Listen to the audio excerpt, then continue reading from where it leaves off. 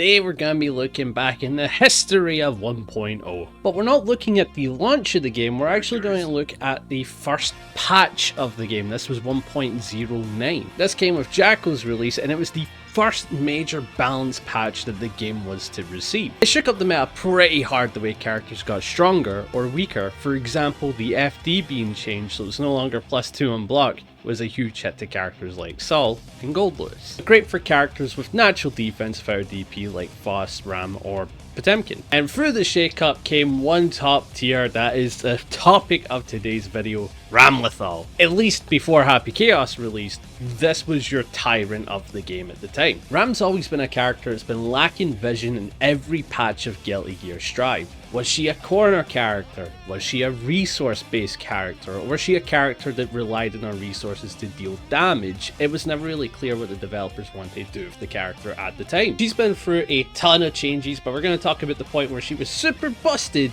but without being buggy like in Season 4. Ramlethal during this point was a very common character you would see, both in tournaments, online, offline. She was a very predominant character, you'd see her a lot. And she wasn't exactly a difficult character to pick up as well. Currently I would say she's a little tricky to get down because you have to understand swords and how they get the timing well. Back then, she really wasn't, and there's multiple reasons for that. The first thing to get started with is her neutral. It is beyond absurd. It was really good. She was one of the few characters that had good frame data and great disjoints. Bar Slash and 5H used to be super disjointed. They're disjointed now, but they used to be absolutely insane during this version of the game. And then looking at tools like JH, you couldn't anti-air that. That was just a free jump in for Ram where she could do it from anywhere, and if it was a counter hit, she got a combo. Neutral wise, she was super strong. There wasn't really many avenues to contest, and if you were playing a launch character, there wasn't really characters that could poke like Ram could. So her neutral got even stronger because her dash speed. Back in the day, her dash speed was incredible. She would run across the screen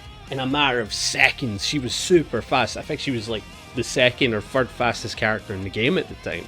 Whereas now she's been slowed down to be more Saul speed or something like that. But one thing they did in this patch was actually buff the dash. That's right, you heard me. They actually buffed this. They made it so when she runs, her upper heart box is actually gone. So you can't check it with a jab. A bunch of characters would actually with jab and she would get in and run pressure. Like, it was a genuine strategy to just...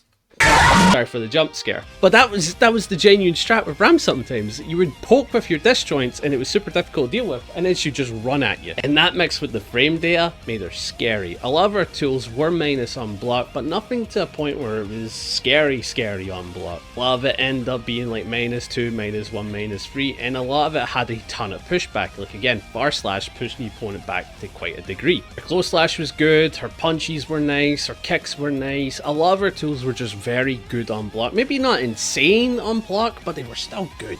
Thus came the pressure in the corner, and this is what everybody remembers Ram for. She didn't really have combos into her swords. That was a very difficult thing to get. Despite it being one of the stronger tools of her kit, comboing into it was kind of awkward.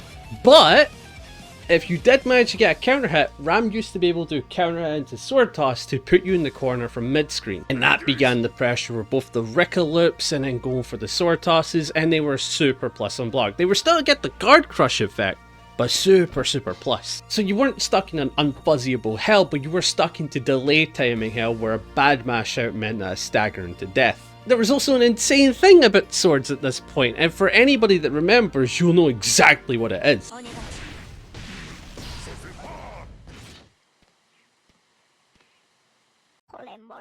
She could pick them up. She could pick them up. Being able to pick them up meant the corner looping pressure was super easy with Ram. The only time swords were a genuine detriment in her game plan is if she got bursted while running corner pressure. Besides that, swords was a suggestion. It wasn't a resource, it was just there. Mixed with the Rickas that were guard crushes and how strong RC was back then, it was very easy to do strike throw, it was very easy to do high-low, and it was very easy to chunk away at your opponent's health and scare them to hell with risk. This character used to build up risk like nobody's business, and as soon as that started building, this was the launch version of the game, so a tiny bit of risk meant a lot of damage, and considering she built it like hell, it meant a lot of damage.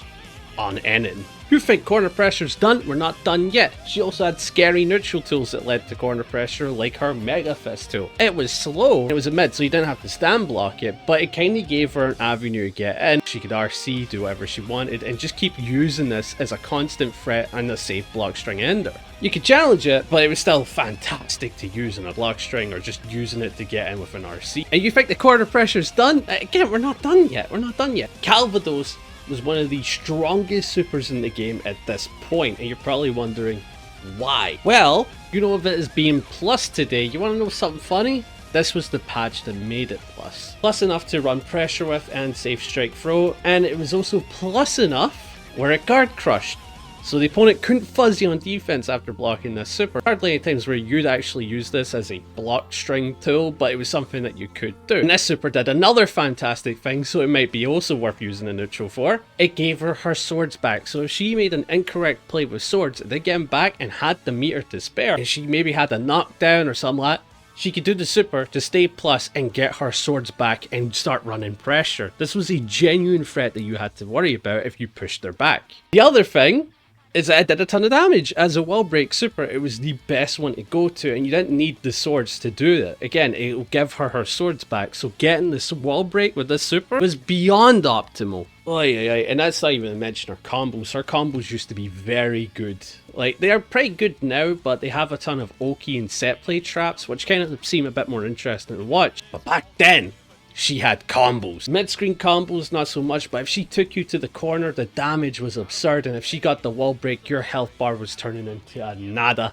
very quickly. The one thing I almost forgot to mention was that she used to be able to dash cancel some of her tools and dash Kara cancel, meaning she could do a Rika 1 and to dash Kara. Now this was tricky to do and took a lot of time to lab, but my goodness was this an insane tool to have access to, because it was almost unchallengeable. Like, you could 5p it, but you had to be on it. You had to be so on it, because she would go wild if you didn't challenge this. Enable dash Kara all of her tools, like the window wipers into RC, the Mega Fist light move into RC, Darrow into RC, any of these tools or sword toss, you name it, it was insane and it was strong. It let her contest the neutral and reset pressure off for some of her tools. The thing we really need to get into was her defense. This was the main reason why a lot of people really hated fighting Ram. Whenever she was stuck in a block string, she had very good mash tools like 5p and 2p. Was very strong. Hit her on block, she was taking a turn or she was taking damage, either or.